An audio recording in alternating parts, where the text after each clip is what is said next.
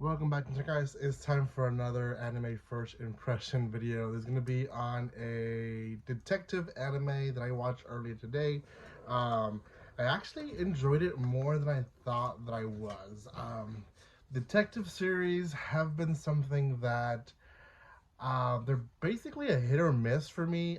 There's some that I really enjoy, and then there's some that personally they just get boring after a while.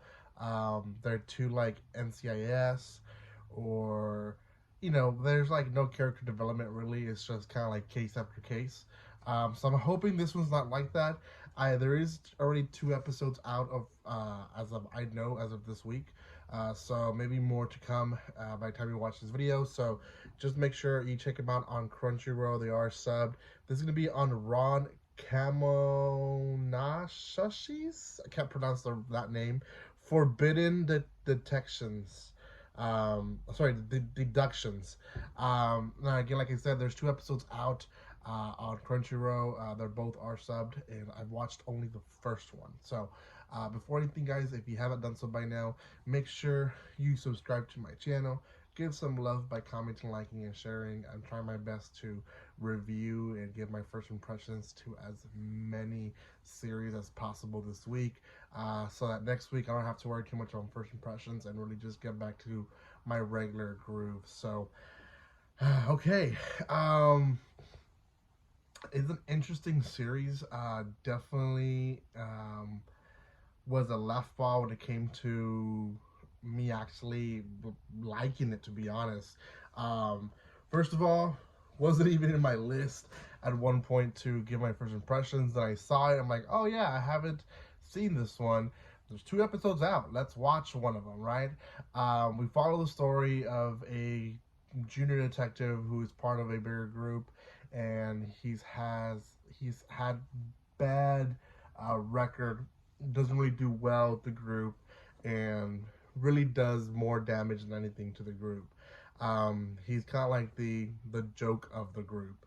Um, he is encouraged by a elder detective to seek this particular person who can be his partner and maybe get him at a better successful rate at finding out. Now, the group themselves are investigating a specific um, crime series of older men being found in random places in the city, and all of them basically drowned to death with no sign of them being close to a big mass of water, and basically their belongings are missing.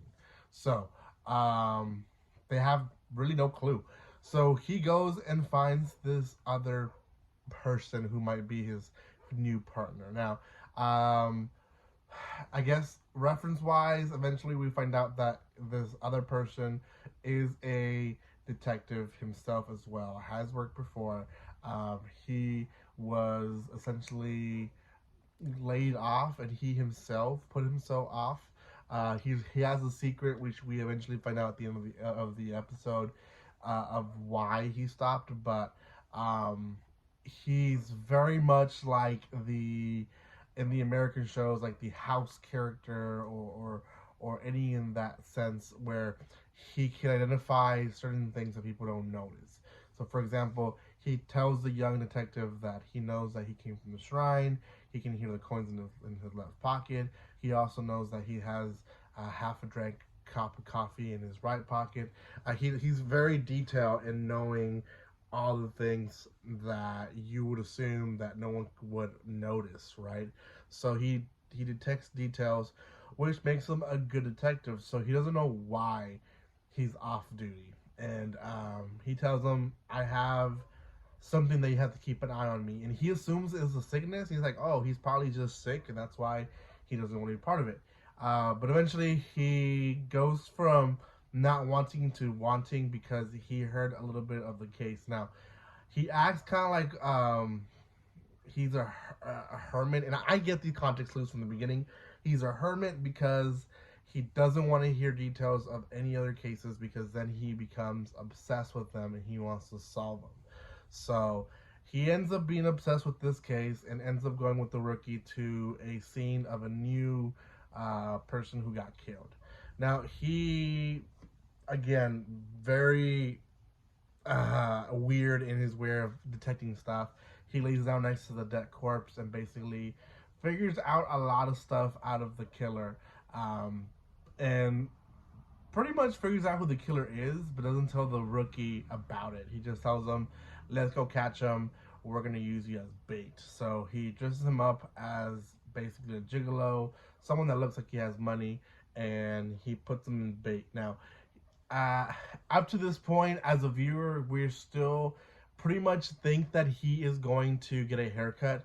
But this actually ends up being the killer. He goes to the haircut and he gets clear instructions from the new detective that to hold his breath for 1 minute when he ever gets his shampoo done. Now, he does that and he barges in and realizes what's going on. Now, let's put the context clues together. What happens is that this barber is the one killing these victims. He uses the shampoo bed to basically drug them, and he drowns them in this pool of water as he basically doesn't let them pick up their head.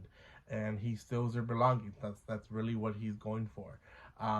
He figures all this out by just placement of the establishment, by the fact that every single person that died had hair that looked like they needed to be trimmed, and all of them had a special event that they were going to go to soon. So that means that more likely they wanted to be well groomed. He figures out that he is a specific one because he's one of the only ones in the area that takes walk-ins, as well as one of the only ones that has a place where there's not really a view to the outside. So he puts all the stuff together and figures it out. Now, what is his big secret? His big secret is that he likes to make the victims, or not, sorry, not the victims, the suspects kill themselves, and he's able to control them. He tells them, "Go jump off the building," and the guy starts moving to jump off the building. Now, the rookie saves the person, and he basically makes this detective who thought that he's already killed the victim, or sorry, the suspect, believe in himself. He's like, "Whoa, I can use you because for the first time I was able to solve a case and my suspect not kill themselves." So yeah, that in a nutshell is this series. Now, I know for a fact that the next episode is going to be a complete different case. Um, so knowing all that information, I know that for a fact we are going to basically um, get almost episode by episode cases, which is again a turnoff for me when it comes to these type of detective series. But I will add that the fact that there was so much development in the characters tells me that maybe they won't go in the direction of we just have bland characters solving cases where just the cases are the interesting thing, but now not just that, but also now the characters. So I hope that's the direction it's going. I will watch maybe one more episode or two to decide if I want to watch this more. Check it out. It is on Crunchyroll. 2 episodes out. I'm gonna watch the next one tonight probably, as I go to sleep.